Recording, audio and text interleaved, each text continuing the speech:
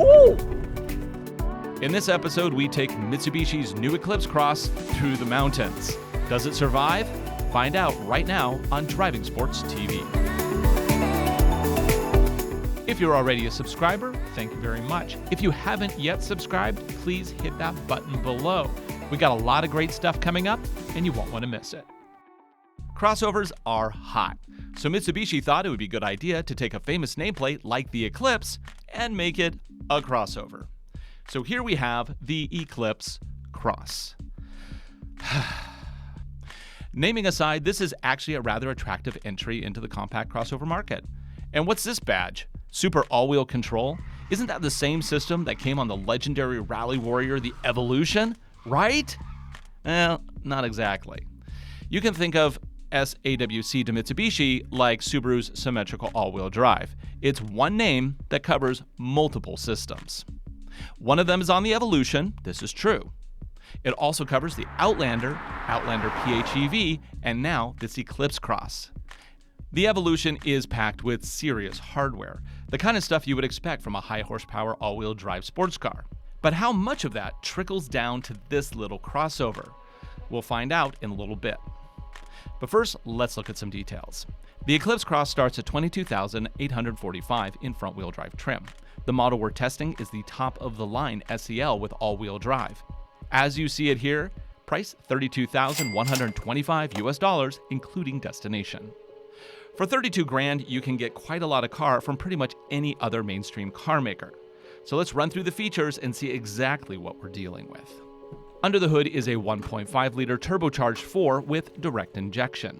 It is good for 152 horsepower and 184 pound-feet of torque. It's attached to a continuously variable transmission with an 8-step sport mode. EPA rates this little crossover at 25 miles to the gallon in the city and 26 on the highway. 20. Yep, that is correct. Moving on. In the back of the Eclipse Cross, you can stash 22.6 cubic feet of stuff with the seats up. Fold them down for nearly 49 cubic feet. That is a bit less than either the Crosstrek or the HR-V. Under the false floor is a spare. Even for a small crossover, the second row does have enough room for a full-size adult. Light from the split sunroof is a nice touch. At this trim level, passengers get cup holders, seat warmers, and power sockets. The main cabin actually has a really nice design. Because this is the top-of-the-line SEL trim, it has leather seats with 8-way power adjustments and a push-button start. The dash is equipped with a 7-inch touchscreen display, and a second multifunction screen enhances the gauge cluster. Information is limited, but what's there is useful.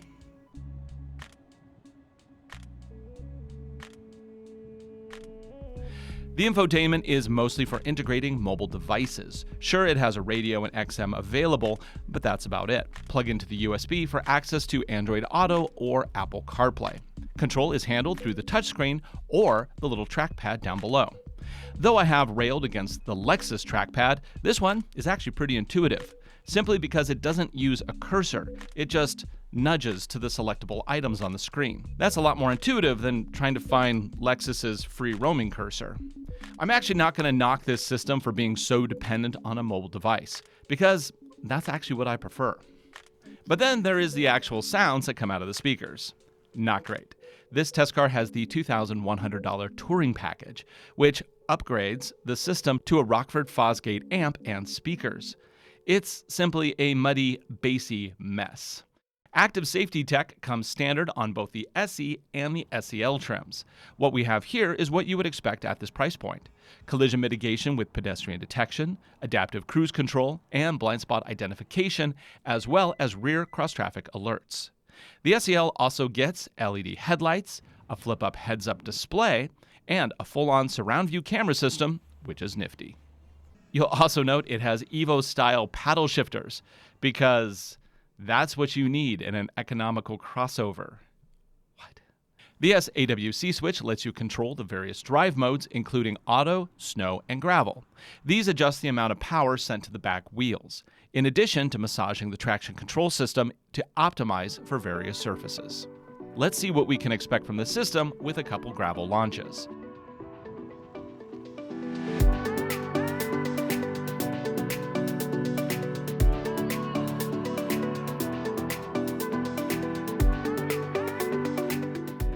First, we'll try gravel mode with traction control enabled.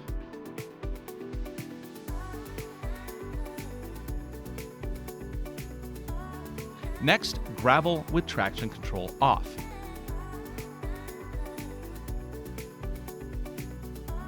Finally, let's try snow with traction control off. Okay, so they're all pretty much the same. Let's head into the mountains to investigate this system further.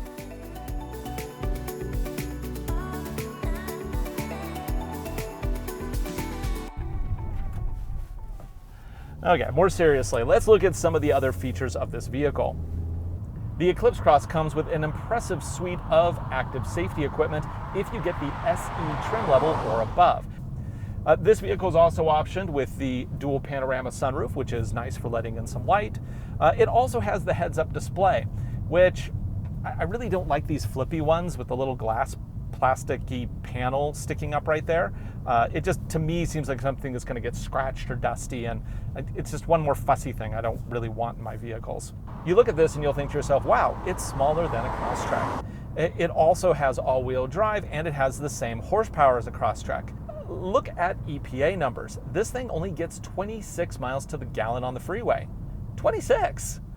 The Subaru, equivalent horsepower, you're looking at 33. That's pretty significant. And the way I've been driving, I've been getting way less than even the EPA claimed top numbers.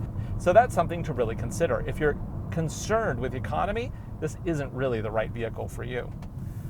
The Eclipse Cross came out in 2018, and though I have driven it a couple times, I've never spent the time to actually film a review. And the reason why I'm doing it today is because I want to off-road all the things. How many things? All the things. So that means we have to test this vehicle. And we're not just going to test it driving around town. We are going to test it on the Rock Garden hill climb to see how well it does.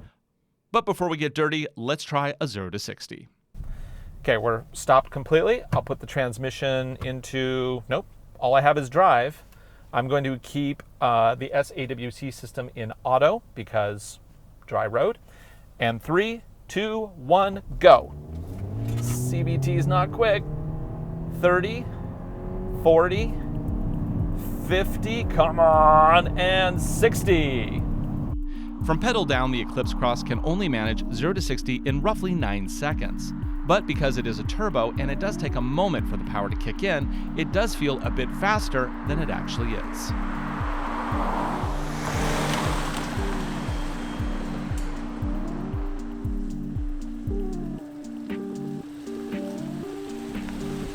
Throttle into the corner and... Woo!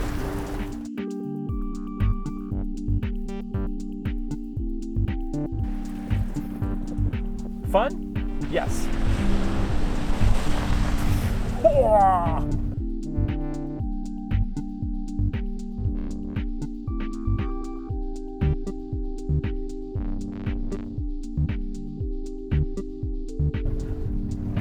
Who needs a car wash?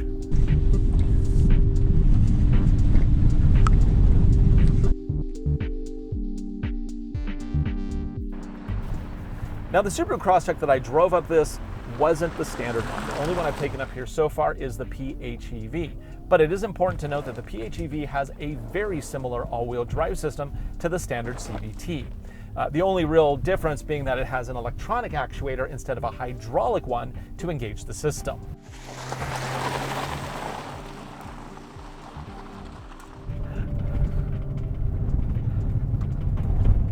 Actually, this is pretty fun. This is not bad. Ah! The suspension is fairly soft, but that's okay when you're doing off-roading. It actually really helps soak up those road irregularities. And of course, the Eclipse Cross here has 8 inches of ground clearance, so it should be able to handle the rock garden no problem. Oh, let's go ahead and hit the S-curve. Oh, it's kind of blinding with the sun right there.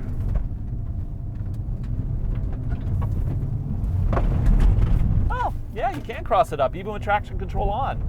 Nice.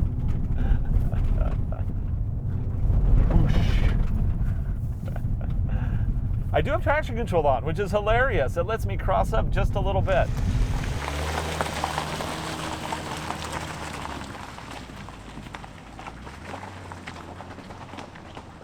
The point of this particular trial isn't to test its off-road ability, not necessarily. It's really to see how the all-wheel drive system responds to slip on an incline.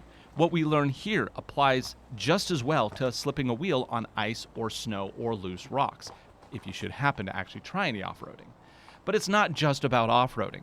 What we learn here applies to many other conditions as well. I'm going to put...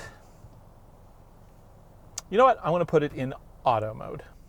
Sure, let's see what auto mode does. Take off the handbrake and creep forward.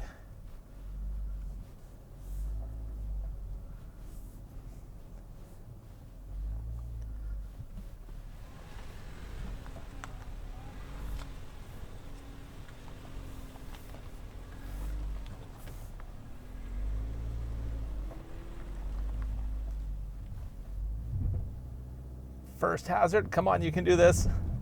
Come on, CVT. So it is interesting that this has the same amount of horsepower as the Subaru Crosstrek. It does have more torque though at 184. And that should help a little bit on this climb. Of course, it is hamstrung by the CVT, but you know, we'll see how it does. It at least seems to be having a pretty decent crawl ratio here. Yeah, first stage of the rock garden, no problem. But this, right here, this is where things start to get a little bit more difficult. Okay, we'll try this first obstacle. You know, I'm just getting indication on here that there's wheel spin. I don't know which wheel is spinning. I'll have to look at the outside to figure that out. Let's go ahead and change S-AWC to gravel, see if that improves the situation.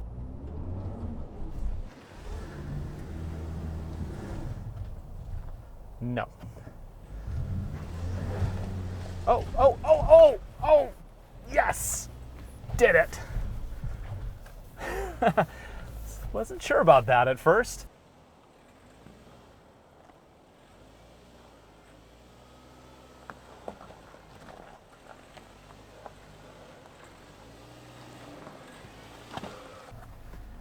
Now, a couple days ago, we already had the first snow up here. So I'm sad to say that this road will probably be under 5 feet of snow within the next couple weeks. This might be the last one we get to take up here this year. Oh well, you know what that means? Snow testing next. Oh, dealt with that pretty well. Now the only thing I'm seeing on the gauge here is a 50-50 split. I'm not seeing any power shuffling around.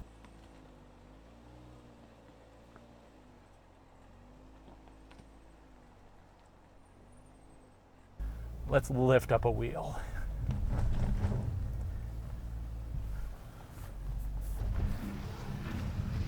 Oh yeah, come on.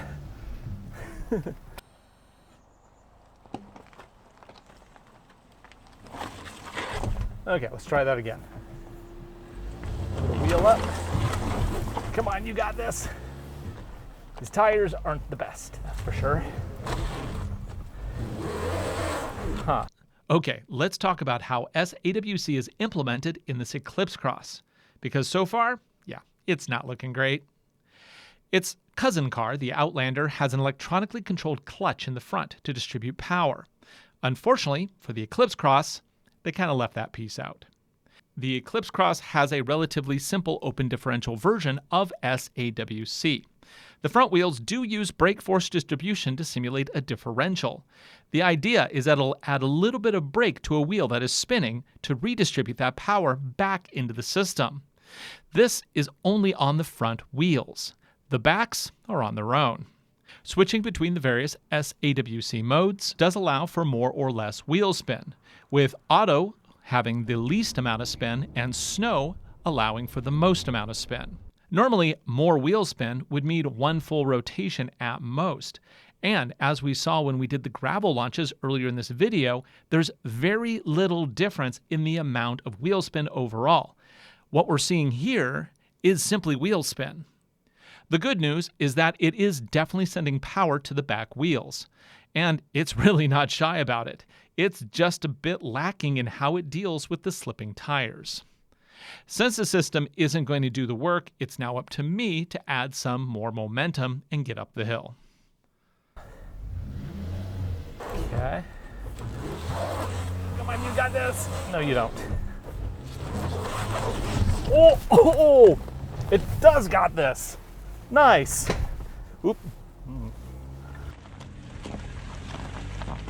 This particular section of the course requires a lot of left-to-right power transfer.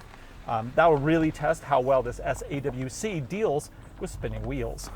Spoiler, as we found out, it doesn't really do that. But this is still a fun leg of the course.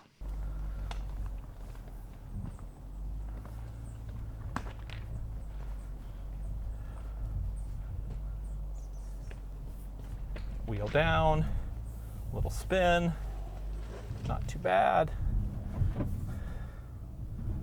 Let me put it into snow mode and see if that improves things. Nope. Momentum. Nope.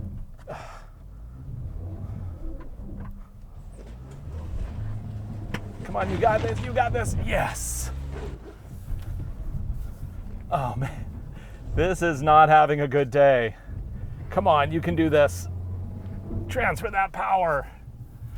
Okay, now we have a big rock sticking up here that's going to be a problem. I'm going to have to navigate that because even with 8 inches of whoa, we're going the wrong way. Even with 8 inches of ground clearance, these rocks could really end my trip short if I puncture the oil pan. So let's see, let's kind of take this on the left, try to avoid that. Oop. Come on, you got this. Man, this is where the Crosstrek really struggled too, but it did eventually make it up. Let's see if this can do it. I mean, really, is that what it comes down to? Is this as good as a Crosstrek? This is what we're trying to find out. A little rocking motion. Oh.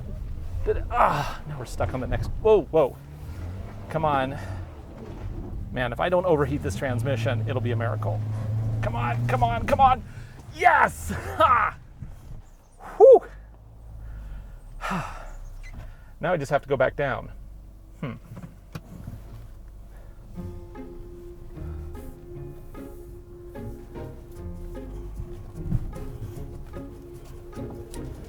So we'll go ahead and put this into hill descent control.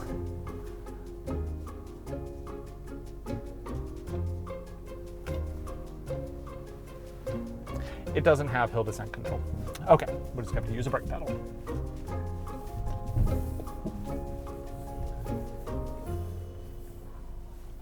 Now the biggest issue here is all my weight's forward, so if I go down too quick, it's going to reduce that 8 inches of clearance very quickly and put all the weight on the oil pan or radiator or something in the front.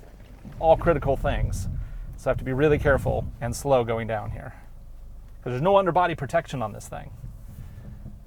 Will you do this at home? Well, no, you won't.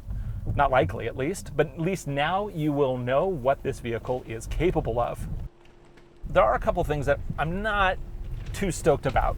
The all-wheel drive system, I would have liked a little bit better performance on the rock climb. It would have been nice. I really didn't feel like it was shuffling that power around like I really wanted it to. Also, this piano black. There's just too much piano black in here. Also, there's the Rockford Fosgate sound system. Way too thumpy. I don't know the point of it. If you have to like turn punch down all the way to 0, what's the point of a punchy system? Would I buy this over the Crosstrek? Well, no, because I think the Crosstrek is overall a better package. But I think that this does offer a interesting option, and I just looked at the Mitsubishi site and they're actually putting money on the hood on these things. That means that they're discounting them. So go to your Mitsubishi dealer. If you want one of these, you might be able to score a deal. For Driving Sports TV, I'm Ryan Douthit. We'll see you next time.